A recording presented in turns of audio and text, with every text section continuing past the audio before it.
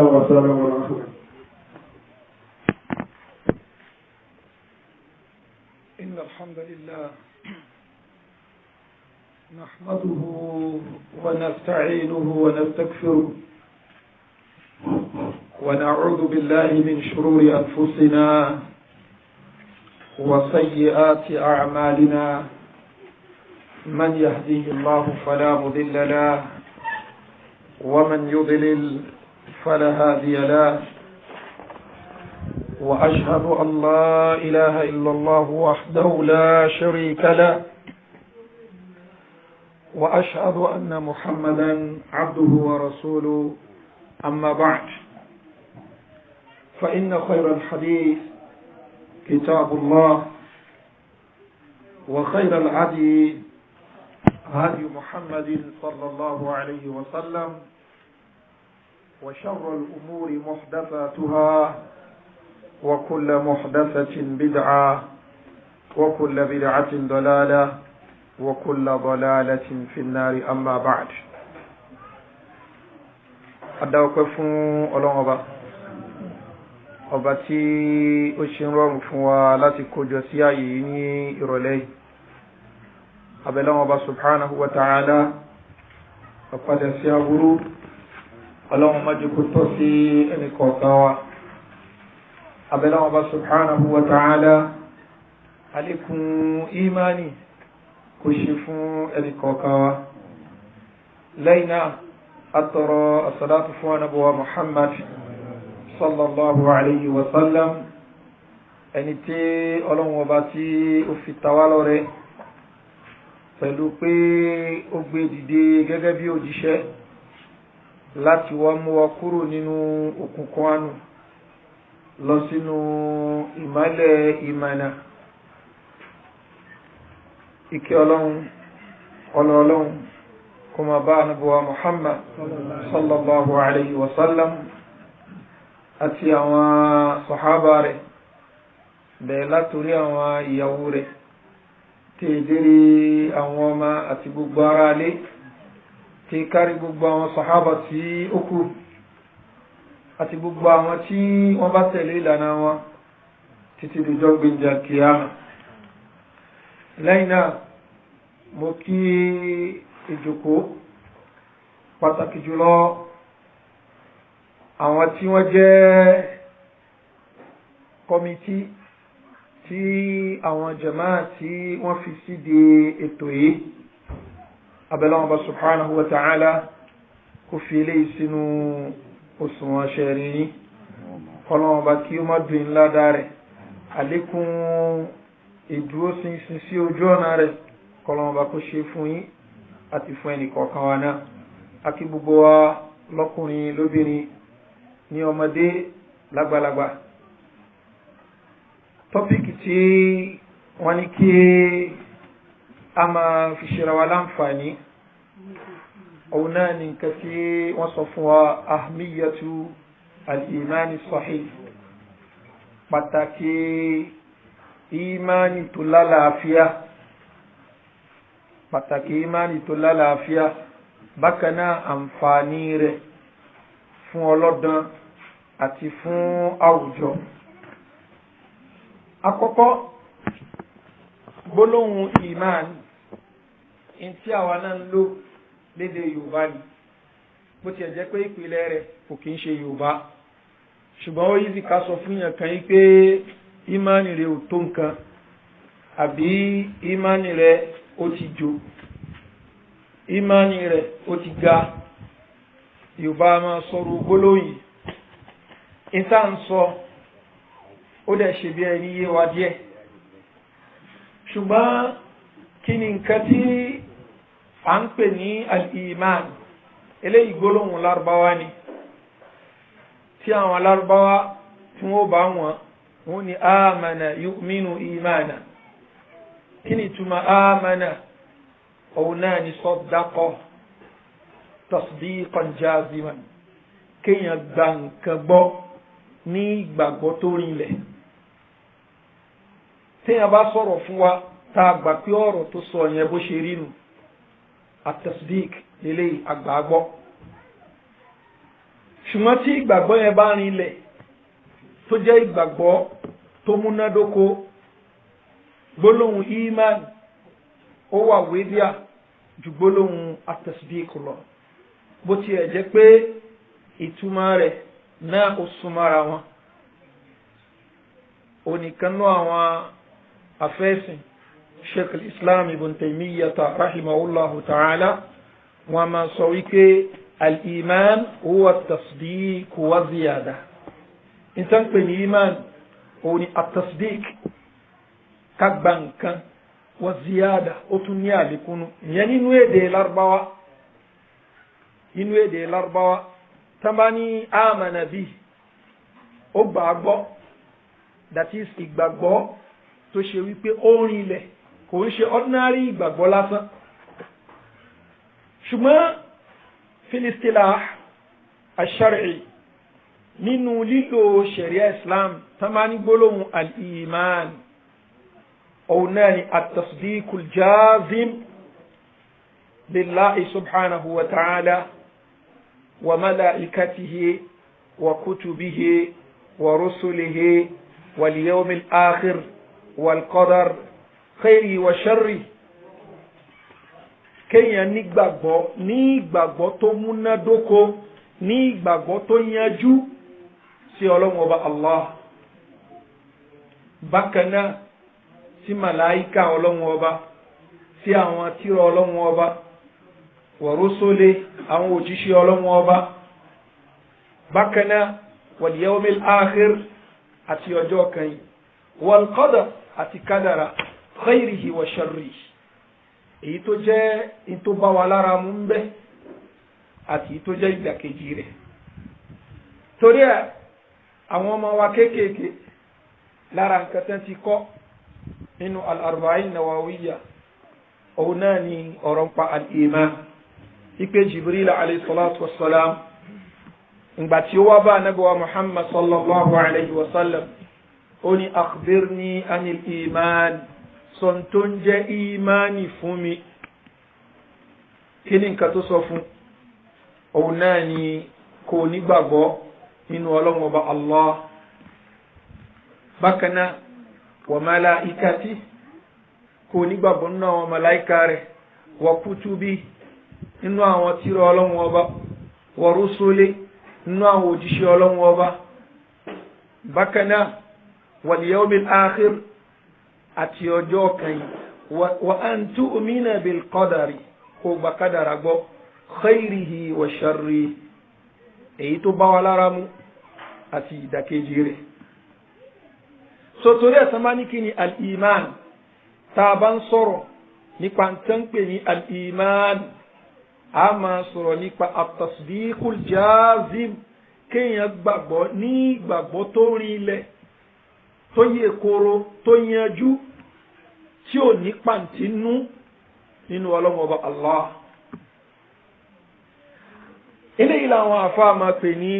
arkanul iman, àwọn orígun imani asita tó jẹ́ mẹ́fà. ṣùgbọ́n imani ju mẹ́fà lọ, orígun imani ni àwọn nǹkan yòókù ó máa yọ látara àwọn orígun wọ̀nyí ni. Ọlọ́hun Ọba subhanahu wa ta'ala òun náà sọ fún wa nínú al-Qur'anul Karim. Ọlọ́hun Ọba ni wa man yakfur billah wa malaikatihi wa kutubihi wa rusulihi wal yawmil akhir, ẹni tó bá fi lè ṣe kèfèrí tó lóhun ò gbàgbọ́ Ọlọ́hun Ọba Allah, wa malaikati, àwọn màláíkà rẹ̀, wa kutubi, àwọn tírà Ọlọ́hun Ọba, wa rusuli, àwọn òjíṣẹ́ Ọlọ́hun Ọba, wal yawmil akhir àti ọjọ́ kẹyìn, faqad dalla dalalan ba'ida, ó ti sọnù ní àánú tó jìnà tẹ́fẹ́tẹ́fẹ́. àti bẹ́ẹ̀ bẹ́ẹ̀ lọ́nú àwọn aya al-Qur'an tó ń sọ fún wa nípa arkanul imani sita, àwọn orígun imani mẹ́fẹ̀ẹ̀fà. láàyè yìí a rí pé Ọlọ́hun Ọba ò dárúkọ kádàrá, ṣùgbọ́n ní àyè mi Ọlọ́hun Ọba ní wa inna kulla shay'in khalaqnahu bi qadar.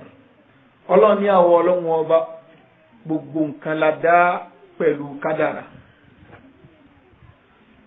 so tá bá sọ̀rọ̀ nípa al-iman in tó jẹ́ orígun rẹ̀ ni orígun imani mẹ́fẹ̀ẹ̀fà yìí òun náà níbi tí dáwà anabuwa Muhammad sallallahu alayhi wa sallam tó ṣe wípé ó ń revolve round ẹlòmí lè ní islam ń kọ́ kí ni yàtọ̀ tó ń bẹ láàrin al-islam àti al-iman torí pé nínú hadithi tí àwọn ọmọ wa kéékèèké tí wọ́n mọ̀ ó ní pé Jibril alayhi salatu wassalam ó bèèrè lọ́wọ́ anabuwa Muhammad sallallahu alayhi wa sallam ó ní akhbirni anil islam sọ tó ń jẹ́ islam fún mi anabi sallallahu alayhi wa sallam ó ní shahadatu allah ilaha illallah wa anna muhammadan rasulullah wa iqamus salah wa ita'iz zakah habib ó dárúkọ àwọn nǹkan tí a mọ̀ wa sawm ramadan wa hajjul bayt liman istata'a ilayhi sabila ó sọ àwọn eléyìí so eléyìí àwọn afáwa wọ́n máa sọ pé kí ni arkanul islam àwọn orígun islam tí a pè ní kí ni márùn ṣùgbọ́n orígun islam márùn yìí àti orígun imani mẹ́fẹ̀ẹ̀fà tá dárúkọ ibì kan náà ni wọ́n ń forí sọ so ló jẹ́ pé gbólóhùn al-iman ìgbà míì tán bá lò ó tó bá ṣe pé irú situation tí Jibril ti bèrè lọ́wọ́ Ànábì wa Muhammad sallallahu alaihi wasallam láwà iftaraqa wọ́n máa ṣe kí ni wọ́n máa yàtọ̀ ṣùgbọ́n gbà tí wọ́n bá lo gbólóhùn ìmáànì nìkan tí wọ́n mórúkọ islam wọlé ìmáànì ti kó sínú ìtànpé ní islam ló fi ṣe pé nígbà tí àwọn méjèèjì tí wọ́n bá ti di pé wọ́n sí pọ̀ wọ́n mọ̀ tún kankan náà eléyìí ni hadithi àwọn àlejò kan tán wá bá Ànábì wa Muhammad sallallahu alaihi wasallam Ànábì wa sọ fún wa gẹ́gẹ́ bó ṣe ń bẹ Sahih Bukhari bákan náà Sahih Muslim ó ní amurukum bi arba'in mo fẹ́ pa yín láṣẹ nǹkan mẹ́rin kan wa anhaakum an arba'in mo fẹ́ kọ̀ nǹkan mẹ́rin kan fún yín náà ó ní amurukum bil imani billahi wahda mo ń pa yín láṣẹ wípé kẹ́ nígbàgbọ́ nú Ọlọ́run Ọba Allah nìkan atadruna mal imani billahi wahda atadruna mal imanu billahi wahda ǹjẹ́ máa ń tán pè ní kéèyàn nígbàgbọ́ nú Allah nìkan wọ́n ní Ọlọ́run Ọba àtòjíṣẹ́ ìlú mà Ànábì sallallahu alaihi wasallam ìgbà tí wọ́n sọ gbólóhùn pé Ọlọ́run Ọba àti òjíṣẹ́ rẹ̀ ló nímọ̀ jù Ànábì sallallahu alaihi wasallam ní shahadatu Allah ilaha illallah wa anna muhammadan rasulullah ó ní kí ẹ jẹ́rìí wípé kò sí nǹkan táwọn èèyàn ń ṣe jọ́sìn fún tó lẹ́tọ̀ọ́ sí àyàfi Allah àti pé Muhammad sallallahu alaihi wasallam òjíṣẹ́ Ọlọ́run Ọba ni bákan náà wa an tuqimu salah kẹ́ẹ̀má kíun wa tu'tu zaka kẹ́ẹ̀yọ zaka wa tasumu Ramadan kẹ́ẹ̀gbàwẹ̀ Ramadan wa tu'addu khumsal maghnami àwọn nǹkan tẹ́ bá mú ní èrè ogun ìdákàndá márùn rẹ̀ ẹ yọ kúrò tí ó jẹ́ títí Ọlọ́run Ọba àti òjíṣẹ́ rẹ̀ àtàwọn tí wọ́n lẹ́tọ̀ọ́ sí kí la fẹ́ lò ń bí eléyìí òun ni pé Ànábì wa Muhammad sallallahu alaihi wasallam in tó fi define islam fún Jibril alayhi salatu wassalam òun ló fi define imani fún àwọn wafdu Abdul Qais eléyìí ló sọ fún wa pé tán bá lo gbólóhùn imani ó ti kó gbogbo tán pè ní ẹ̀sìn wa ó ti kó gbogbo ẹ̀ sínú eléyìí Ànábì wa Muhammad sallallahu alayhi wasallam nígbà tó ń sọ̀rọ̀ nípa ọ̀rọ̀ imani ó ní al-imanu bid'un wa sittuna shu'ba imani tẹ̀rí yẹn àwọn nǹkan tá constitute ẹ̀ tabaríkà máa kà ní ení èjì ẹ̀ta ẹ̀rin ẹ̀ máa ka nǹkan tí yóò jẹ́ bid'un wa sittuna shu'ba ntí ó lé ní 60 nínú ẹgbà wa mi bid'un wa sab'una shu'bah inti ó lé ní 70 lẹ́ẹ̀mọ́ka fa afdaluha la ilaha illallah nínú gbogbo àwọn shu'abil iman àwọn branches imani àbáwọn constituency ẹ̀ ní èyí tó fi lọ́lá jùlọ òun náà ni la ilaha illallah mo ní la ilaha illallah abẹ́ bolówà ó ń bẹ ní abẹ́ al-imanu billah in tó fi lọ́lá jù nìyẹn dẹ́nà nabi sallallahu alaihi wasallam ó ní wa adna'a èyí tó kéré jù nínú àwọn branches iman òun náà ni imatatul adha 'ani tariq kárí nǹkan tó lè ṣàwọn èèyàn sùtá kéèyàn mú kúrò lọ́nà pẹ̀lá níyàn tó dáa pẹ̀lá níyàn pé òun fẹ́ gbaládá wájú ọlọ́run pẹ̀lá níyàn pé òun sin lọ́wọ́ ọba in tó kéré jù nù imani ni wal haya kéèyàn jẹ́ni tí máa ti ju ọlọ́run ọba shu'batun minal iman branch kan nínú àwọn branches imani branch kan nínú àwọn branches imani òun ni kéèyàn máa jẹ́ni tí ti ju ọlọ́run ọba tá a bá gbàgbé àwọn ọmọ wa àtàwọn àbúrò wa lára nǹkan tán ti kà òun náà ni pé inna mimman adraka an-nasu min kalami an-nubuwwati al-ula idha lam tastahyi fasna' ma shi'ta ẹni tí ò bá ti ní tìjú tí ò tìjú ọlọ́run ọba kò sí nǹkan tí ò lè ṣe sọ̀rọ̀ jẹ́ pé kí ẹjẹ́ ni tí máa tìjú ọlọ́run ọba ní gbangba ta ní kọ̀kọ̀ in tó tóbi nù ìmánì ni so hadithi yìí ó jẹ́ ká mọ̀ pé nǹkan pè ní ìmánì pọ̀ so tàbá wọn tí Jibril ìgbà tí Ànábì sọ fún wípé nǹkan mẹ́fà ni arkanu ló sọ àwọn nǹkan jẹ́ orígun rẹ̀ kò ń ṣe ìmánì nìkan ni rẹ̀ so tàbá wọn tó sọ fún àwọn wọ́pjọ Abdul Qais àárí kó tún jẹ́ ká mọ̀ wípé nǹkan pè ní Ìsìláàmù àwọn nǹkan tí a ń pè ní Ìsìláàmù tá à ń rí ìrun ni ààwẹ̀ ni ájì ni gbogbo àwọn nǹkan wọ̀nyí ara ìmánì náà ni olóògbé pé ńgbà tí Ọlọ́run Ọba subhanahu wa ta'ala tó ní kí àwọn èèyàn kan má kírun dojúkọ Baitul Maqdis mọ́ ìpè kan máa dojúkọ Kaaba àwọn kan wọ́n ti kírun wọ́n lè ti jẹ́ pé Ọlọ́run Ọba Baitul Maqdis yẹn làwọn dojúkọ ń tiwọn fẹ́ jẹ́ pé Ọlọ́run Ọba àwọn sàábé wọ́n wá wà wọ́ríjì ipò tó bá ṣe kébi tó yẹ ká mọ̀ dojúkọ kírun ni àwọn tó ti dojúkọ Baitul Maqdis bó lọ̀rọ̀ wọ́n ṣe jẹ́ iwájú Ọlọ́run Ọlọ́run ni wa ma kana Allahu liyudi'a imanakum imani Ọlọ́run ò ní ra láre àwọn àfáàní ya'ni salawatikum irun tẹ́ ti kí sọlọ́m jẹ́ pé tá a bá ń sọ̀rọ̀ nípa al-iman níta ń sọ náà ni à ń sọ nípa ad-din ẹ̀sìn lápapọ̀ gbogbo níta ń pè ní ẹ̀sìn Islam òun náà ni níta ń pè ní ad-din gbogbo níta ń pè ní ẹ̀sìn Islam tábà wo àwọn nǹkan wọ̀nyí Ànábì wa Muhammad sallallahu alaihi wa sallam ó ní fa afdaluha qawlu la ilaha illallah èyí tó fi lọ́lá jùlọ òní gbólóhùn la ilaha illallah òní gbólóhùn la ilaha illallah so la ilaha illallah tá a bá sọ ọ̀rọ̀ ẹnu ni tá a sọ tó jáde látara wa imatatul adha ani tariq kamun tí ó ṣèyàn léṣe eléyìí jẹ́ kí ni amalun min amalil jawarih iṣẹ́ kan nú àwọn iṣẹ́ tá a forí kérékè ara wa ṣe ni lápèjúwe tá a bá kírun à ń fara wa kírun ni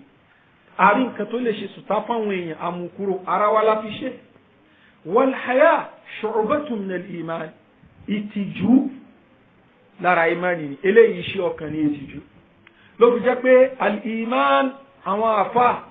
onísúnnà wọ́n máa sọ fún ọ wípé qawlun wa amalun ọ̀rọ̀ àti iṣẹ́ ni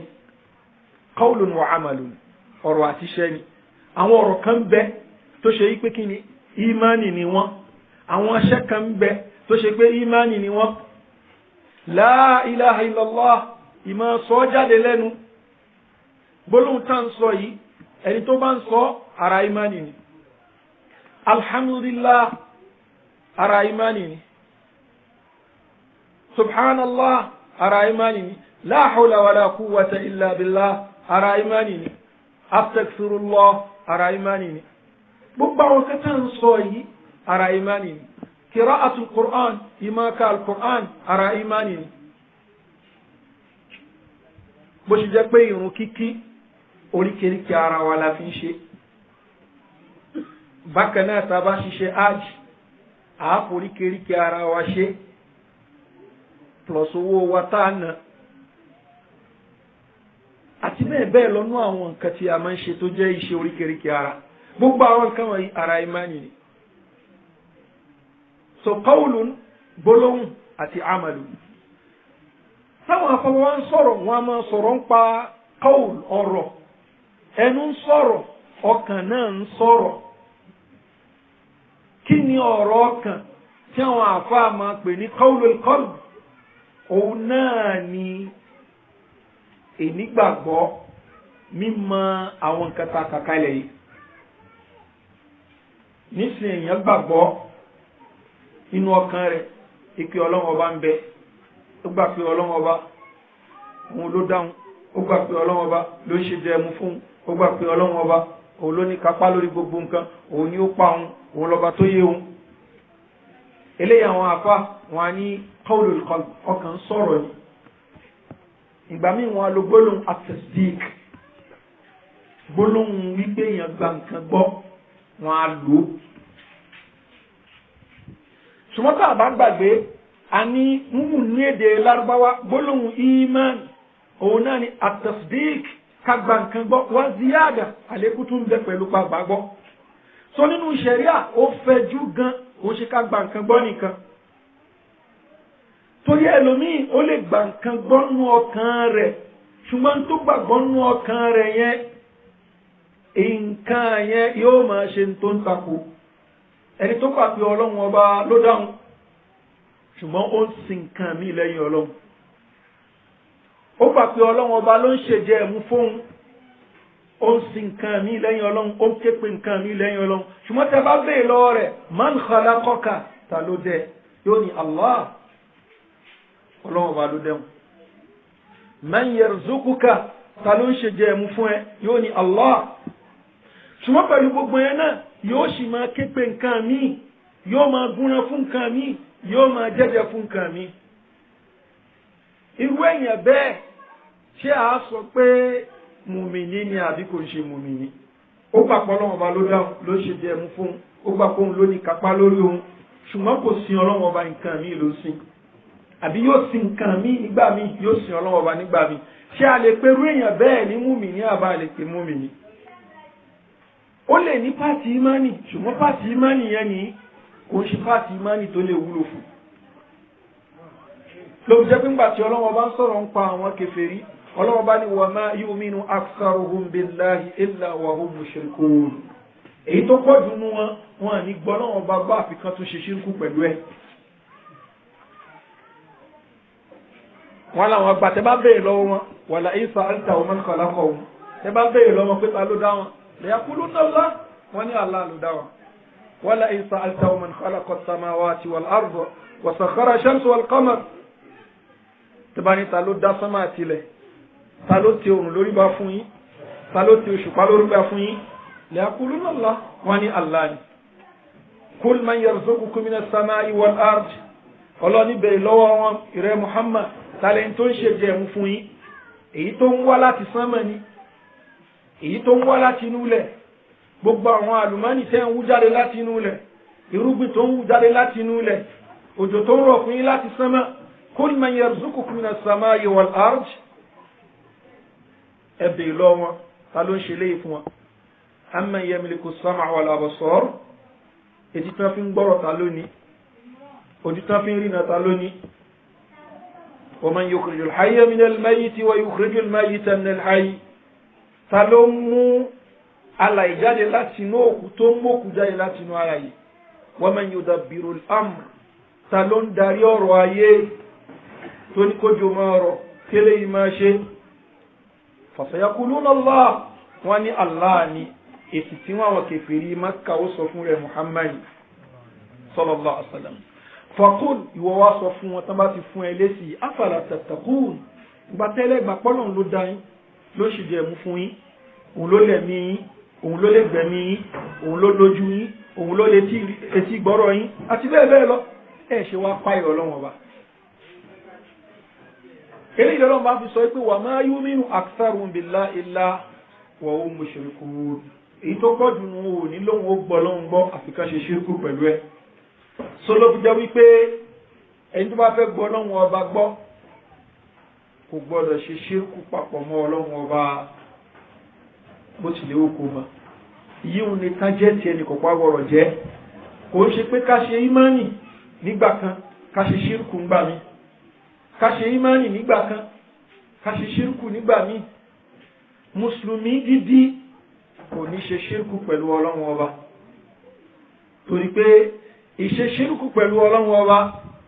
òun náà ni ìgbé ẹ̀tọ́ Ọlọ́hun ọba ká gbé fún ẹ̀dá rẹ̀. a gbọ́dọ̀ gbé tó jẹ́ exclusive right Ọlọ́hun ọba ká wá gbé fún kanú ẹ̀dọ́ Ọlọ́hun ọba. gbogbo tó bá ti yàtọ̀ sí Ọlọ́hun ọba Allah fa huwa khalqun min khalqillah ẹ̀dọ́ Ọlọ́hun ọba ni lẹ́yìn Ọlọ́hun ọba àti ìròyìn rẹ̀. gbogbo tó bá ti yàtọ̀ ẹ̀dọ́ Ọlọ́hun ọba ni ànábì Ọlọ́hun ọba ni màláíkà kan ni ẹni Ọlọ́hun kan ni igi ni omi ni èèyàn ni àlùjànnú ni òkúta ni gbogbo àwọn nǹkan wọ̀nyí ẹ̀dọ́ Ọlọ́hun ọba ni. nítorí bá jẹ́ ẹ̀tọ́ Ọlọ́hun ọba a gbọ́dọ̀ gbé fún ẹ̀dọ́ Ọlọ́hun ọba. ìgbé ẹ̀tọ́ Ọlọ́hun ọba fún ẹ̀dọ́ Ọlọ́hun ọba eléyìí ni wọ́n ń pè ní al-ishraku billah. bẹ́ẹ̀ Ọlọ́hun ọba ń sọ pé wa ma yu'minu aktharuhum billahi illa wa hum mushrikun. èyí tó pọ̀ jù nú àwọn èèyàn ò nílò wọn ó gbọ́ Ọlọ́hun ọba gbọ́ àti kan ti ṣírkù bọ́. olóòjẹ́ pé iṣẹ́ àwọn àfẹ́sìn láwùjọ iṣẹ́ tó pọ̀ ni láti máa tàwọn èèyàn jí lórí bí wọ́n ṣe mú Ọlọ́hun ọba lọ́kan ṣoṣo tó ṣe pé wọn ní wá orogún pẹ̀lú ẹ̀. ìtumọ̀ ìwá orogún pẹ̀lú rẹ̀ òun náà ni ká gbé tó jẹ́ ẹ̀tọ́ rẹ̀ ká gbé fún kanú àwọn ẹ̀dá rẹ̀. ìwá orogún pẹ̀lú Ọlọ́hun ọba ni. so tá bá sọ̀rọ̀ nípa al-iman wọ́n máa sọ̀rọ̀ nípa qawlul qalb wa amalul qalb. àwọn ìta pè ní ọ̀rọ̀ ọkàn òun náà ni ká nígbàgbọ́ ní gbogbo nǹkan tá a ti sọ yìí. wa amalul qalb iṣẹ́ ọkàn kí la ń pè ní iṣẹ́ ọkàn? iṣẹ́ ọkàn lára ẹni al-ikhlas sincerity. èèyàn lè máa ṣe iṣẹ́ káwọn èèyàn ó máa wò tá a bá rí èèyàn tó ń kírun nísìn á ní ó ń kírun iṣẹ́ tó ń ṣe yẹn á ní ara ìmánì ni. ààrẹ ni tó ṣe yí pé bóyá ó sọ fún wa kó ń gbàwẹ̀ á lára ìmánì ni. ó ń ṣiṣẹ́ hajj á ní ara ìmánì ni. ó ń ṣe tọrẹ àánú á lára ìmánì ni. ààrẹ ni tó ṣe yí pé ó ń sọ la ilaha illallah subhanallah la hawla wala quwwata illa billah ìtawà ń rí alára mẹ́rin ni. ṣùgbọ́n nǹkan yẹn gbogbo àwọn nǹkan tó ń sọ yẹn in tó ń ṣe yẹn tí ò bá sí tí àwọn àfá ń pè ní al-ikhlas tí ò bá sí ń bẹ́ kò fún gbogbo ẹ̀. àwọn àfá nígbà tí wọ́n fi pè ní al-ikhlas wọ́n á pè ní kí ni àníyàn dáadáa tí wọ́n fi ṣe òun náà ni pé kíyàn ṣe nítorí tọ́lọ́wọ́n bá subhanahu wa ta'ala. tọ́lọ́wọ́n bá fi ń sọ pé faman kana yarju liqa'a rabbih ẹni tó bá fẹ́ pàdé Ọlọ́run bá dáadáa falya'mal 'amalan salihan iṣẹ́ dáadáa dọwọ́ rẹ̀ ó kírun yóò gbààwẹ̀ yóò ṣe lé yóò sọ dáadáa falya'mal 'amalan salihan wa la yushrik bi'ibadati rabbih ahada. ìtọ́ wá jẹ́ tó lóun ṣe fún Ọlọ́run yìí kò gbọ́dọ̀ mú nǹkan mi papọ̀ mọ́. ara imani náà ni al-ikhlas ara imani ni. olóògbé jẹ́ kó ń bèèrè lọ́wọ́ Ànábì wa Muhammad sallallahu alaihi wa sallam arákùnrin kan wá bá ó ní ar-rajul yuqatil èèyàn taari lójú ogun nígbà tí rí Ànábì bá lọ sójú ogun alẹ́rù náà láàrin wọn tóun náà ń já ṣùgbọ́n yuqatil lil maghnam nítorí pò náà fẹ́ pín nínú ọrọ̀ ogun ni nítorí ẹ̀ lọ sójú ogun ni yuqatil lil maghnam والرجل يقاتل للذكر ààrẹ lójú ogun náà tó náà ń jà lizikr ó fẹ́ jẹ́ káwọn èèyàn máa yìn wọ́n ni pé lágbájá tẹbárí nǹkan tó ṣe lójú ogun yẹn ó kàn bẹ́ àwọn ọ̀tá lọ ní ó kàn pa wọ́n lọ ní والرجل يقاتل bákan náà ẹni tó ṣe pé ó ń jà li yura makana káwọn èèyàn lè mọ ibi tó wà ayu dhalika fi sabilillah èwo ló bá tọ́lọ́hun mú tó jẹ́ torí tọ́lọ́hun bẹ́ẹ̀ Ànábì sallallahu alaihi wasallam ni man qatala litakuna kalimatullahi al-ulya fa huwa fi sabilillah ẹni tó ṣe pé tó tí òun jáde òun ni pé kí ni litakuna kalimatullahi al-ulya torí kó sàfẹ́jẹ́ kí ọ̀rọ̀ Ọlọ́run bá kó jẹ́ pé nǹkan tí ó máa bẹ lókè nítorí ẹ̀rọ fa huwa fi sabilillah ẹni tó ń bẹ lójú ọ̀nà Ọlọ́run bá ọ̀rọ̀ ìkíláàsì nìyẹn so àmọ́ iye iṣẹ́ tẹ̀yìn ó rí tó ṣe pé táwọn ní káwà dájọ́ ní masha Allah àwọn ẹni Ọlọ́run bá ní ó lè jẹ́ irun kíkí ó lè jẹ́ àwẹ̀ gbígbà ó lè jẹ́ sọ́dákọ̀ ó lè jẹ́ tìláwà al-Qur'an so many things tó ṣe pé táwọn bá rí ní masha Allah àwọn ẹni Ọlọ́run bá ní ṣùgbọ́n torí pé ààrí ọkàn ẹni ìyẹn òun ló mọ tó ń bẹnu ọkàn rẹ̀ àti Ọlọ́run ọba tó dá ló mọ tó ń torí ẹ̀ ṣe nǹkan yẹn ìtẹ̀yẹ̀ ń torí ẹ̀ ṣe nǹkan yìí yóò determine ṣe nǹkan yóò jẹ́ ntí Ọlọ́run ọba ó tẹ́wọ́ gbà àbí ntí Ọlọ́run ọba ó dàlú ẹnìyẹn láyà lànàbíwá Muhammad sallallahu alayhi wa sallam ló fi fún wa lápèjúwe àwọn èèyàn tó ṣe pé wọ́n kọ́kọ́ fi kó náà tó bá di jọ́ gbèdé àkíyàmá ó ní lára wọn ó ní rajulun qara al-Qur'an ẹni tó ka al-Qur'an lẹ́yìn tó ń ka tán wa 'allama ó fi kọ́ àwọn èèyàn ẹni kejì lẹ́ni tó ṣe wípé òun náà ó ná owó sí ojú ọ̀nà Ọlọ́run ọba ní kẹtàwé náà rí ẹni kẹta òun yẹni tó ṣe wípé ó jagun sí ojú ọ̀nà Ọlọ́run ọba ní táwọn èèyàn rí tó wọ́n wá díjọ́ gbéǹde alkiyama Ọlọ́run wà tẹ́sì ẹni kọ̀ọ̀kan ipé rẹ̀ lágbájá bóòlù àfíẹ́ rẹ̀ yóò ní ta'allamtu al-Qur'an wa qara'tu al-Qur'ana fik mo kọ́ al-Qur'an nítorí rẹ̀ Ọlọ́run ọba ní kazabta òkúrọ́ ni ẹ́ walakinnaka ta'allamta al-Qur'an wa 'allamta liyuqal qari nítorí fẹ́ káwọn èèyàn máa sọ ni pé lára àwọn reciters òun ni waqad qil àwọn èèyàn ti sọ wọ́n ti gbà pé wọ́n ní kíni wọ́n ní champion ní gbogbo àdúgbò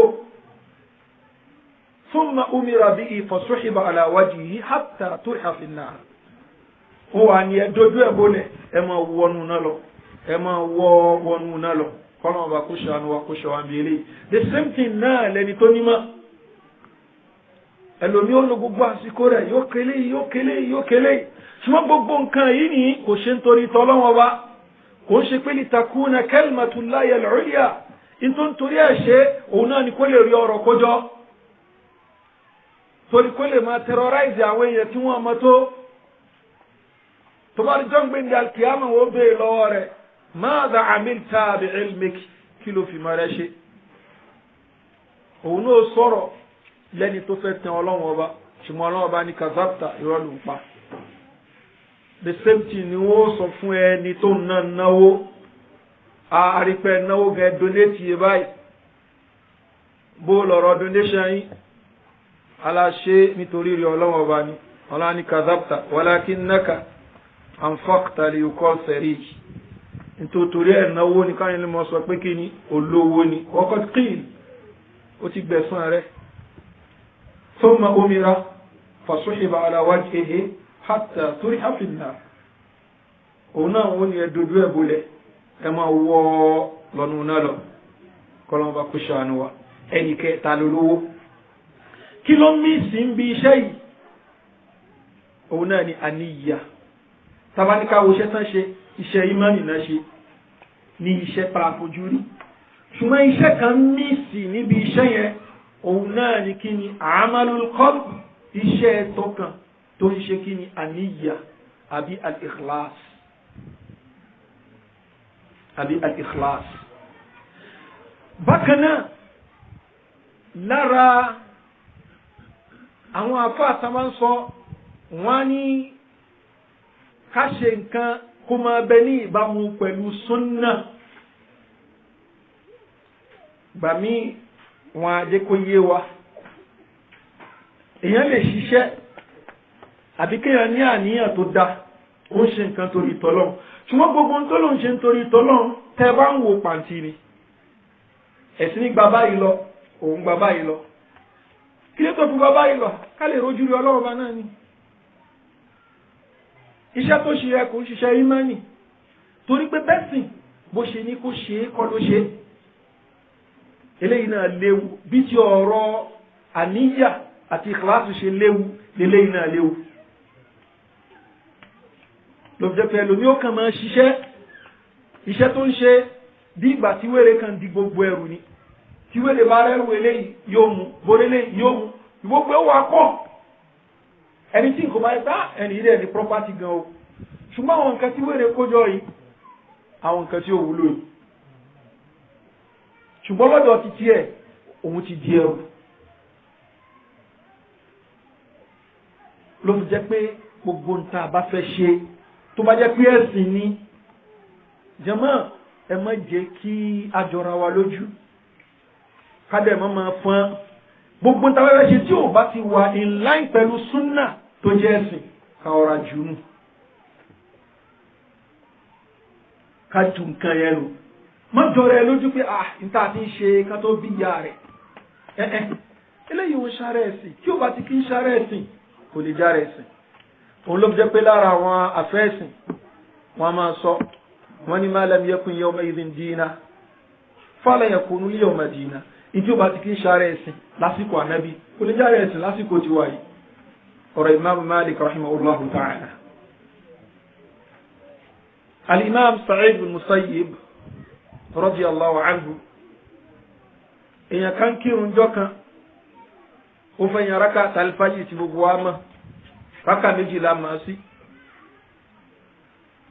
so ẹni yìí ó ṣe àwọn yàn lọ kò dúró raka méjì lẹ́ẹ̀ kó yan arákùnrin yìí ó ní ẹ̀kí ló burú belé tí mo wá ń ṣe ayu'adhibuni Allahu ala as-salah sọ́lọ́ máa fi àjẹmí pé mo tún kírun ó ní la yu'adhibuka Allahu ala as-salah wa innama yu'adhibuka ala mukhalafati as-sunnah ọlọ́bọ̀ ní fi àjẹ́ nítorí pò ń kírun yóò fi àjẹ́ lórí pé kí ni òun tako súnnà bẹ́ẹ̀ náà ni arákùnrin kan tí imam malik rahimahullahu ta'ala tó bá sọ̀rọ̀ arákùnrin fẹ́ ṣiṣẹ́ hajj ó wá ní rẹ̀ imam bó ni màá ti gbé ìrààmù bó ni màá ti gbé ihram tàbálẹ̀ yẹn gbé ihram òun ni àníyàn pé ẹ̀fẹ́ ṣe hajj kó ṣe kó aṣọ táwé mára ìyẹn àṣà alárúbáwá ni kan róró kan ró kan mókè kan ró kan mọ́sálẹ̀ láyé jọ́ lárúbáwá máa múra bẹ́ẹ̀ gbogbo àwọn Ànábì sallallahu alaihi wasallam náà múra bẹ́ẹ̀ ìṣe tí wọ́n ní ìmúra wọn ni bó ṣe pé láwùjọ tí wọ́n bíbá aláwọn kan tó ṣe pé ọkùnrin wọn máa ń róró bẹ́ẹ̀ náà ni láwùjọ lárúbáwá ní àsìkò gbà yẹn ọkùnrin lè róró tí ó tún ró tókè náà mọ́ra àní sọ pé aṣọ ìráàmù lówó ń kò tí wọ aṣọ ìráàmù àfi tó bá láníyàn wípé òun fẹ́ ṣe hajj àbó òun fẹ́ ṣe umrah á ní ó wà ìhìráàmù nísìn ó kàn jẹ́ pé májẹ̀mú fún ẹni tó bá wà ní ìhìráàmù òun ni pé wọ aṣọ yẹn ló gbọdọ̀ wọ̀ so kí la fẹ́ ló ń belé arákùnrin bí lọ Imam Malik gbólóhùn ó ti gbé ihram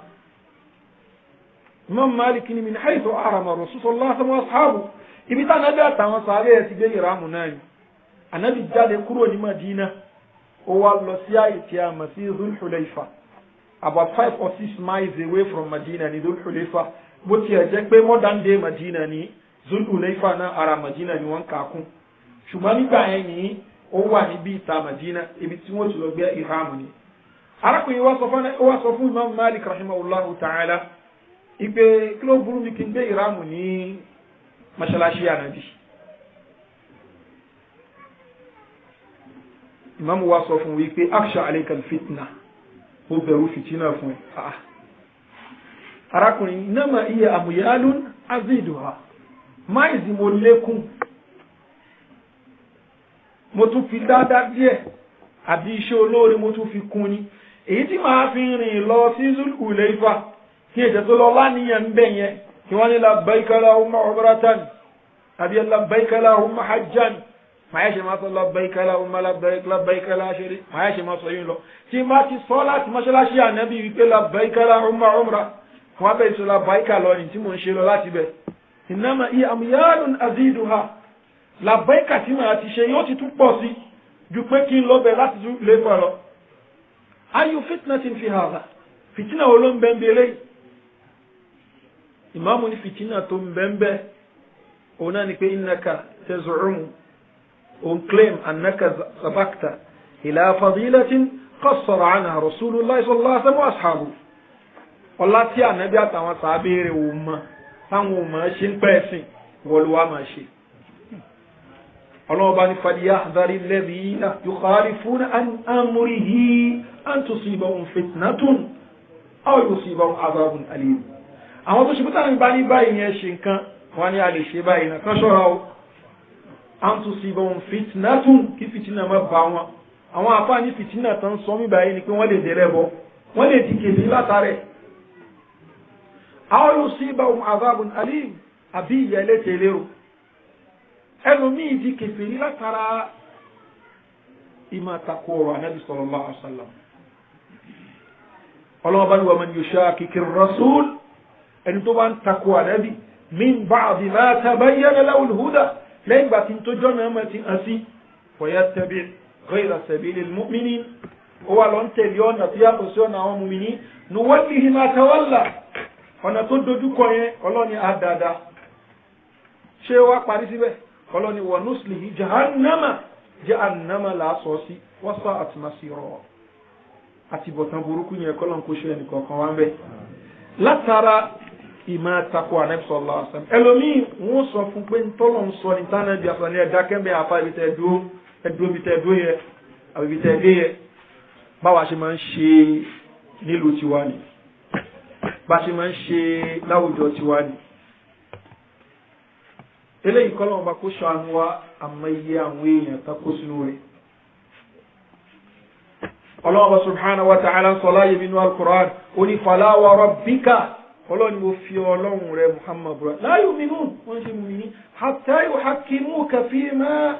shajara baynahum, tí kankan bá ṣe láàrin wọn wọ́n á darí padà sọ́dọ̀ rẹ̀. Thumma la yajidu fi anfusihim harajan mimma qadayt, ìtò bá dálẹ́jọ́ fún wọn wọn ní nǹkan kan against ẹ, ó ti tán náà ní sànàbí lọ sọ̀rọ̀, ó ti tán. Wa yusallimu taslima, wọ́n dẹ̀ juwọ́lẹ̀ ní ti juwọ́lẹ̀. Jama ẹ jẹ́ kí n kálukú wa ká bẹ́ẹ̀ lọ́ra, bàtà bá ń bára fa nǹkan gbà mí wọ́n máa mú ọ̀rọ̀ tẹ́ ń sọ yìí Ànábì ti yanjú ẹ. Ìdánábì sọ yẹn àsìnà ní láti wo kìíní ẹ̀ dáadáa o. Kọ́lọ́wọ́ bá kó ṣàánú wa. Gbogbo àwọn ọ̀rọ̀ yìí Ọlọ́run bá ti sọ̀rọ̀ ń pa rẹ̀. Ọlọ́run ni wọ́n ń ṣe mu'minin hatta yuhakkimuka fima shajara baynahum. Sókè àpẹẹrẹ ní mùmìnì kò ń ṣe kó kírun nìkan, kò ń ṣe kó gbáwẹ̀ nìkan, ìrun tó fẹ́ kí ó gbọ́dọ̀ kí bánàbí ṣe pa láṣẹ. Àwọn náà rárọ́kùnrin tó ṣe kó ń kírun àti gbọ́tàn ẹ̀ rí, ó ń kírun. Ànábì dẹ̀ sọ fún wípé irji' fasalli fa innaka lam tusalli. Ìrun tọ́lọ́run bá ní òkè kọ́ ló kí ọ̀rọ̀ para lọ tó ń yẹ kí. Gbàtọ́kùnrin yẹn tó kí bí ẹ̀mí ìlú kan ló wá ní rí Ànábì mi ìmọ̀ kí jù báyìí lọ, ẹ̀kọ́ mi. Èèyàn ti jú bí ọ̀rọ̀ ẹ̀sìn. Èèyàn lè gbàgbàlagbà kó ṣe pé ọmọ kékeré òun lè yá ṣàǹfààní lára ẹ̀. ìyẹn lè jẹ́ ọ̀rẹ́ tí wàá ṣàǹfààní lára ọ̀rẹ́ ṣùgbọ́n mi lè gba nǹkan kan lọ́dọ̀ ẹni tó kéré sí mi ni àbí mi lè gba nǹkan lọ́dọ̀ ẹni tó jágbà sí mi eléyìí ó kì í ṣe ìlànà Ànábì wa Muhammad sallallahu alaihi wa sallam. ó ń bẹnu àwọn sàhábà ridwanullahi alayhim ẹni tó ṣe pé bí ọmọ là á pè sí àwọn mi bí Abdullahi bin Abbas radiyallahu anhu àti àwọn èèyàn bí Umar. Abdullahi bin Abbas bí ẹgbẹ́ ọmọ ni torí pé Umaru ni ó bí ọmọ tó ju Abdullahi bin Abbas lọ dáadáa ṣùgbọ́n Umar radiyallahu anhu a máa mú wọ ìjòkó àwọn àgbàlagbà débi pé kẹ́bọ́ ṣe ń bẹnu Sahih Bukhari ìjọ kan àwọn sàábẹ́ yòókù ni pé lima tudkhila alayna hadha al-fata wa lana abna'u mithlu ọmọ kékeré yìí ó mú wa ní wa wọn náà lọ́mọ bí tiẹ̀ oníkọ̀dọ̀ alimtu mimma hu ẹ mọ ọ̀rọ̀ ọmọ tó jẹ́ torí pé ọmọ tánà bí ṣàdúrà fún ni Allahumma faqihu fi din wa allimhu ta'wila ìrí ọlọ́run ọmọ yìí bá ń fún ní àgbọ́yé ń pẹ́ ẹ̀sẹ̀ kọ́ ní tafsir al-Qur'an kí la fẹ́ lò ń bẹ́lẹ̀ yìí náà ni pé ọ̀rọ̀ Ànábì sallallahu alaihi wasallam ọ̀rọ̀ ọlọ́run kò ń ṣe nǹkan tó ṣe pàtó máa jiyàn parẹ́ innama kana qawla al-mu'minina idha du'u ila Allah wa rasulihi yahkuma baynahum an yaqulu sami'na wa ata'na. àwọn tó bá jẹ́ mùmínì ní tó máa ń jáde lẹ́nu wọn nígbà tí wọ́n bá kún ọ lọ síbi ọ̀rọ̀ ọlọ́run ọ̀rọ̀ Ànábì ó ní an yaqulu sami'na wa ata'na wọn láti gbọ́ àyẹ̀ṣe tá àti tẹ̀lé wa ulaika humul muflihun ọlọ́ni àwọn tí ó jẹ́rìí. tó wọ́n ní sọ̀rọ̀ ọlọ́run bá fún wa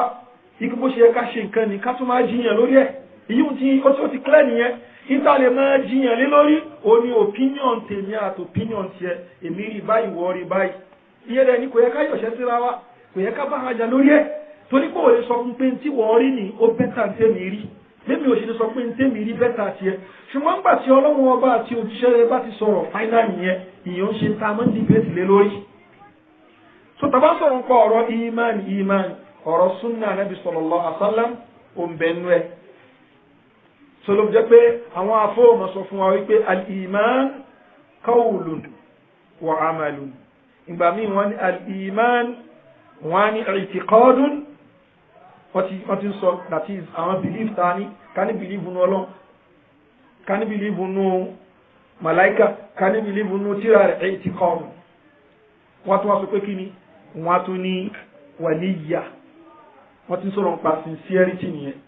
wọ́n ní wa amalun àti iṣẹ́ so wọ́n sọ pé wà amalul qalb wà amalul jawarih bákan náà wọ́n ní wà qawlun wọ́n sọ̀rọ̀ nípa kí ni qawlul lisan àwọn kẹta ń sọ gbogbo àwọn kan wọ̀nyí ó constitute ní tàn pé ní imani ó constitute ní tàn pé ní imani wọn lọ jẹ́ pé Imam Shafi'i rahimahullahu ta'ala wọ́n ní al-imanu qawlun wa amalun wa niyyatun la yujzi'u wahidun min ath-thalatha anil akhar. Imani tabati ń sọ èyí tó jọrọ ń bẹ́ńbẹ́ èyí tó jẹ́ iṣẹ́ ọkàn ń bẹ́ńbẹ́ èyí tó jẹ́ iṣẹ́ oríkèéríkèé ara ń bẹ́ńbẹ́ bákan náà èyí tó jẹ́ ọ̀rọ̀ nu ọkàn ń bẹ́ńbẹ́ wa niyya àti ikhlas ó ní la yuzi wahidun min ath-thalatha anil akhar ìkan mẹ́tẹ̀ẹ̀ta yìí àdìsọ pé lẹ́yìn lèmi fẹ́ ṣe màá fi yókù lẹ̀ torí agbọ́dọ̀ mú bánam sallallahu alaihi wasallam bó ṣe ṣàlàyé fún wa kí wọ́n ní àǹfààní ìmánì tá ń sọ̀rọ̀ nípa ẹ̀ torí àsìkò Ọlọ́hun bá subhanahu wa ta'ala ni man amila salihan min dhakarin aw untha wa huwa mu'minun ẹni tó bá ṣe dáadáa ọkùnrin ní àbóbìnrin gbogbo ń tá a mọ̀ sí dáadáa ó ṣe ọkùnrin ní àbóbìnrin wa huwa mu'minun tó dẹ̀ jẹ́ múmìnì ọlọ́ọ̀bá ní falanuhyiyannahu hayatan tayyiba ìṣẹ̀mí tí ó lò ìṣẹ̀mí tó dáa ni kí là ń pè ní ìṣẹ̀mí tó dáa ẹlòmí máa ń pè kí wọ́n ní owó rẹpẹtẹ kó kọ́lé jọ ìyẹn ni wọ́n ń pè ní ìṣẹ̀mí tó dáa ìyẹn kọ́ ní ìṣẹ̀mí tó dáa ẹlòmí ní owó kò ní fọkànbalẹ̀ ó kó ọrọ̀ jọ kò ní fọkànbalẹ̀ ṣùgbọ́n ìṣẹ̀mí tó dáa ìṣẹ̀mí tó lálàáfíà òun ni kó ṣe pé kí ìtọ́lọ́wọ́ bá fún yàn kéèyàn láyọ̀ ọkàn pẹ̀lú ẹ̀ kò ń rẹjú mọ́ nǹkan ní nǹkan lànàbíwá Muhammad sallallahu alaihi wa sallam ó ní qad aflaha man aslama wa ruziqa kafafan ó ti jèrè ẹni tó ṣe kó gba Islam tó ṣe wípé Ọlọ́run fún ní nǹkan tó tó wa qanna'ahu Allahu bima ata ìtọ́lọ́run fún yẹn Ọlọ́run ní kó láyọ̀ ọkàn pẹ̀lú ẹ̀ wọ́n láyọ̀ olórí oore ni ẹni tí ò bá láyọ̀ ọkàn kò sí tó lè kójọ ń property yóò máa dààmú káàkiri ni yóò máa sin àwọn nǹkan wọ̀nyẹn èyí táwọn nǹkan yẹn ó fi máa sin òun yóò máa sin àwọn nǹkan yẹn kò ní rọrùn sùn. ọlọ́run bá ní falanuhyiyannahu hayatan tayyibah wa lanajziyannahum ajrahum bi ahsani ma kanu ya'malun ẹ̀san wọn ọlọ́run ní àáfù wọn ní tó dájú ń tán ṣe lọ. lára àǹfààní ìmánì nù kí ẹ̀jẹ̀ ni tó ní ìmánì bó ṣe yẹ kó ní yóò máa rírun nǹkan bẹ́ẹ̀ ìṣẹ̀mí rẹ̀ ó dà. bákan náà ọlọ́run bá subhanahu wa ta'ala ó jẹ́ ká mọ̀ nípa ìpè àwọn tó ṣe kí wọ́n gbọ́ lọ́wọ́ bá gbọ́ wa'ada Allahu alladhina amanu minkum ọlọ́run bá ní àwọn tó gbọ́ lọ́wọ́ bá gbọ́ nù yín òun promise wọn la yastakhlifannahum fil ard kama istakhlafa alladhina min qablihim òun ó jẹ́ kí wọ́n jẹ khalifa lórí ilẹ̀ àwọn ni wọ́n máa rúlu ayé kama istakhlafa alladhina min qablihim gẹ́gẹ́ jẹ́ pé àwọn tó ṣíwájú wọn òun ṣe bẹ́ẹ̀ fún wọn wala yubaddilannahum min ba'di khawfihim amnan Allah subhanahu wa ta'ala ó ní wala yumakkinanna lahum dinahum alladhi irtada lahum ẹ̀sìn tó ń yọ́nú sí yẹn òun ó ṣe ẹ̀sìn yẹn tó ṣe wípé yóò fọ́n ká tí wọ́n rí ṣe wala yubaddilannahum min ba'di khawfihim amnan lẹ́yìn ìgbà tó ti ń bẹ nínú bẹ̀rù tẹ́lẹ̀ wọ́n di ẹni tí ìfọ̀kànbalẹ̀ ó máa bẹ fún ṣùgbọ́n ọlọ́wọ́ bá ní ya'budunani wọ́n máa sin èmi ọlọ́wọ́ bá ní la yushrikuna bi shay'an wọ́n ní wórogún wọ́n ní gbé ẹ̀tọ́ mi fún ẹlòmí fún nǹkan mi la yushrikuna bi shay'an wa man kafara ba'da dhalika fa ulaika humul fasiqun ọlọ́run ní àwọn tó bá lọ ya kèfèrí lẹ́yìn tí n bá ṣe lẹ́yìn fún wọn tí mo tẹ́lẹ̀ fún wọn tí mo gbà wọn láyé ẹ̀sìn wọn rọrùn àwọn alọ kó sínú kèfèrí lẹ́yìn ẹ̀ fa ulaika humul fasiqun àwọn tó jáde kúrò nínú ìtẹ̀lé àṣẹ mi ọlọ́run ọba ẹni tó bá rẹ̀ ti jáde kúrò bí ìtẹ̀lé àṣẹ ọlọ́run ọba aburú rẹ̀ òun náà ni wípé ọlọ́run ọba lè fi ẹni tí ó ṣe kèfèrí jùlọ abẹ́ni tó ṣiṣẹ́ ẹ̀ṣẹ̀ jùlọ ọlọ́run ọba lè fi kọ́ níṣẹ́ iṣẹ́ ọlọ́run ọba subhanahu wa ta'ala ni ó ṣe fún àwọn ọmọlẹ́yìn ànábì Musa alayhi salatu wassalam ọlọ́run ọba fún wọn ní sọpọ́ọ̀tì lórí Firaun ìgbà tó yẹ pé àwọn náà padà wá jẹ gàba lórí ilẹ̀ tó padà wọ́n ń ṣìwàwù ọlọ́run ọba wá fi Nebukadnezar ó fi jẹ wọ́n yá sani Nebukadnezar kèfèrí pọ́nbélé ọlọ́run wá dẹ kèfèrí pọ́nbélé sí àwọn tí wọ́n ń lẹ́ra wọn mọ́ ọlọ́run ọba subhanahu wa ta'ala ọlọ́run ọba sọ̀rọ̀ nípa ìtàn yìí fún wa nínú suratul Isra la tufsiduna fil ardi marratayn wala ta'luna 'uluwan ọlọ́run bá sọ̀rọ̀ nípa àwọn ènìyàn yìí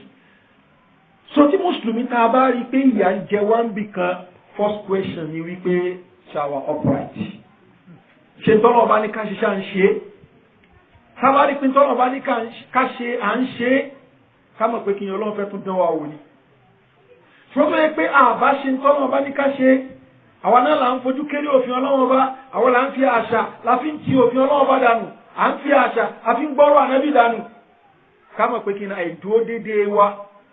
òun ọlọ́run bá fi ń fi àjẹ wa o kò dẹ̀ sí nǹkan tó lè change ẹ̀ àfi ká padà síbi ẹ̀sìn ọlọ́run bá àti táwọn náà bá fẹ́ ya kèfèrí pọ́nbélé lókù tábà rẹ̀ sọ pé a fẹ́ ya kèfèrí pọ́nbélé ọlọ́run bó tún wá ṣe kí yóò tún dẹlẹ̀ fún wa kẹbọ́n tọ́lọ́wọ́ bá sọ ọlọ́wọ́ ní falamma nasu ma dhukiru bi ìgbà tí wọ́n gbàgbé wá sí tán ń ṣe fún wọn tí wọ́n mú lò mọ́ fatahna alayhim abwaba kulli shay ọlọ́wọ́ ní a ní gbogbo nǹkan mọ́ ọrọ̀ fún wọn hatta idha faru bima utu ọlọ́wọ́ ní ìgbà tí wọ́n rí gbogbo àwọn ọ̀rọ̀ ẹnu wọn dùn wọ́n rò pa wọn làágbọ́n akhadnahum baghtatan ọlọ́wọ́ ní agbá wọn mú lójijì fa idha hum mublisun ìdààmú wa bá wọn. so má ṣe mistake pé ṣé Amẹ́ríkà ṣe lọ́n dáadáa ni ṣé Britain lọ́n dáadáa ni àwọn yìí ti dé píìkì ìṣẹ́lọ́hún ọlọ́run wá ṣí géètì fún ọ pé ṣáà mọ́ gbádùn so tí àwọn ò bá dé òjijì ni ó dé. sọ àwọn nǹkan wọ̀nyí a gbọ́dọ̀ wò ó dáadáa ká dúró déédéé ó láǹfààní títí ẹ̀ púpọ̀ fún aláyé ń bí. ọlọ́run bá subhanahu wa ta'ala walau anna ahlal qura amanu wattaqaw lafatahna alayhim barakatin minas samai wal ardi. ọlọ́run ní àwọn aráàlú wọ̀nyí ká ní kí wọ́n gbọ́ lọ́wọ́ bá gbọ́ ni tán dẹ̀ dúró déédéé tán páyọ̀ lọ́wọ́ bá lafatahna alayhim barakatin minas samai wal ardi. ọlọ́run ní àbá ṣí àlùbáríkà fún wọn láti sánmọ̀ àti ilẹ̀ gbogbo nǹkan máa rọrùn fún wọn. walakin kazzabu ṣùgbọ́n pé ọ̀rọ̀ ọlọ́run ọba nírọ́ fa akhadnahum bima kanu yaksibun. ọlọ́run ní àwa gbá wọn mú pẹ̀lú nǹkan ṣe níṣẹ́. so tó bá ń wẹ̀ nu ọ̀rọ̀ mọ́ fún ẹ pass mark pé torí pé o dúró déédéé lọ́rọ̀ fi ń bẹ. nítorí lè fi wó rẹ onímọ̀ ohun tọ́lọ́wọ́n ọba ní o ṣe àti tó ṣe ṣó jọra wọn. tó bá jọra wọn mọ̀ dúpẹ́ fún ọlọ́run. tí ò bá ti jọra wọn istidraju ni o ọlọ́run fún yàn lókun ní tẹ́ni yóò fi áńgì ààrẹ. Ànábì sallallahu alaihi wasallam kò ní inna Allah la yumli liz-zalim hatta idha akhadhahu lam yuflithu. ẹni tó jẹ́ alábòsí ọlọ́run bó máa fún lókun títí yé gbàmú ni tí ó wà ní mórí bọ́ tọ́lọ́run jí jùlẹ̀ kọ́nà bá kó ṣàánú wa. tàbádẹ̀ rẹ̀ èèyàn kan tó ń jìyà ìkan lé fún ó ń ṣe bísínẹ́sì kí ní ò lọ kó má kọ̀ǹkúrúdù yìí pé kí ni ọlọ́run bó nífẹ̀ẹ́ òun. ó lè jẹ́ táyà látọ̀dọ̀ ọlọ́run ọba ni sùúrù ló kàn ní ìjì. àwọn ànábì tán síwájú àwọn ẹni ọlọ́run tán síwájú ọlọ́run wa ni wa zulzilu hatta yaqula ar-rasul walladhina amanu mata rasulullah. ọlọ́run ni àmì wọn délẹ̀ gbogbo kí ni àwọn tán gbọ́ lọ́wọ́ bá gbọ́ àtòjíṣẹ́ ni wọ́n ní mata nasrullah àrànlọ́wọ́ ọlọ́run gbà wo ni ó dé. so eléyìí nǹkan tó pàtàkì tàbí láti wò ní olórí àǹfààní ìmánì òun náà wà ní alkiyama wa kò ń ṣayé. àwọn kan bẹ tó ṣe pé táwọn gbọ́yé ń pa ìsìláàmù ojú ayé yìí náà lọ. torí ẹlòmíì yóò wo pé káwọn tara bó òṣèlú lọ́rọ̀ àwọn mùsùlùmí lè fi yanjú. wọ́n wá tara bọ̀ ọ́ lórúkọ islam yóò wá padà di pé kí ni ìyà lórí ìyà ni. in tó jẹ́ pé yóò target islam gangan òun náà ni al-akhirah wa inna ad-dara al-akhirata la hiya al-hayawan law kanu ya'lamun. ọlọ́run ní alkiyama yẹn gangan ní iṣẹ́ mi tó bá ṣe pààmù. ẹlòmíì yóò compromise gbogbo ohun tó ní í ṣe pẹ̀lú ẹ̀sìn rẹ̀ torí pé kí ni wọ́n lé success ayé bó la máa mùsùlùmí ó ṣe ṣe lé bó la ti ṣe lé. yóò wá ní pé ẹlòmíì yóò bá wọn ẹgbẹ́ bọ́ yóò torí bọ́ nǹkan tí ó ṣe gbogbo àwọn nǹkan ẹ̀ṣẹ̀ yóò ṣe gbogbo ẹ̀ kí ló dé káwọn mùsùlùmí náà lè máa dé bẹ́ẹ̀. bọ́tẹ́lómi ti gbà pípa àwọn ànábì ọlọ́run ọba kò ṣe gbogbo wọn ni wọ́n jẹ́ head of state. kò ṣe gbogbo ànábì ọlọ́run ọba lórí bí ànábì wa Muhammad sallallahu alaihi wa sallam. ànábì Isa alayhi salatu wa salam kò jẹ́ head of state. wa huwa min ulil azmi min ar-rusul. lára àwọn ọ̀gá àwọn ànábì ọlọ́run ọba ni. sọ yìí tó pàtàkì jùlọ ní àkhírà ayé tá a bá ń wá tó ṣe pé à á sọ àkhírà wa nù ń torí ẹ̀ a ní láti farabalẹ̀ karùnú dáadáa. àwọn àǹfààní bẹ fún wa tá a bá dúró déédéé ṣùgbọ́n yìí tọ́pọ̀lọpọ̀ yìí dúró déédéé tá a dúró tí ìmánì à á fẹ́ kánjú fúrúùtù láàmú wò ipò ẹ̀ka wa mùsùlùmí ká mọ rú àwọn ẹ̀ka mọ jẹ̀gbà gbọ́mí báyìí ká ṣe léyìí fúrúùtù yẹn láàmú wò iṣẹ́ tí ó fi di pé à á débi fúrúùtù yẹn iṣẹ́ yẹn á gbàdà nù àwọn awo ọ̀nà míì wo la lè fi participate ní sáàfì rí fúrúùtù yẹn yóò wá padà dàbí pẹ́pẹ́ ń fi nǹkan láyàn lójú ọwọ́ ẹlòmíì ò wá ní tó kò ní tó nǹkan yẹn ẹlòmíì gbàtọ́ rẹ̀ ó bá lóhun tó nǹkan yẹn ni gbogbo tó jẹ́ àkíyàmọ̀ rẹ̀ ni ó ti wí ní gbogbo ẹ̀ pátápátá pé kò sí nǹkan tán bẹ́ẹ̀ ṣe lẹ́bọ tí ò ti bá wọn dá sí kọ́lọ́n bá kí ó ṣàánú wa. So olórí àǹfààní ìmánì òun náà ni aljanna tó ṣe pé ọlọ́run wa subhanahu wa ta'ala tí ó palẹ̀ sí kalẹ̀ fún àwọn tí ọba ṣe títí ẹ̀ tí wọ́n dúró déédéé. Aljanna tí ó lópin òun ni olórí ẹ̀san ìmánì. Abẹ́lọ́wọ́ bá subhanahu wa ta'ala kó lè kí ó fún wa ní ìmánì tó pé, ìmánì tó jẹ́ ìtò yanjú, ìmánì tó rinlẹ̀ dáadáa, bákan náà èso ìmánì láyé ń bí àti ní alkiyama kọ́nà bá kó mọ́ dùn ẹnì kọ̀ọ̀kan wa. A máa dúró bí báyìí torí àsìkò ìtabára sọ iná kọ́nà bá kó jẹ́ kó wúlò fún èmi tí mo sọ àti àwa tí à ń gbọ́ mi. Kọ́nà bá kó ṣe àtúnṣe wa, kó ṣàforíjì ẹ̀ṣẹ̀ nìkọ̀ọ̀kan wa, kó fi ẹsẹ̀ nìkọ̀ọ̀kan wa rinlẹ̀ sí ojú ọ̀rẹ́ rẹ̀. Wa sallallahu ala nabiyyina Muhammadin wa alihi wa sahbihi ajma'in.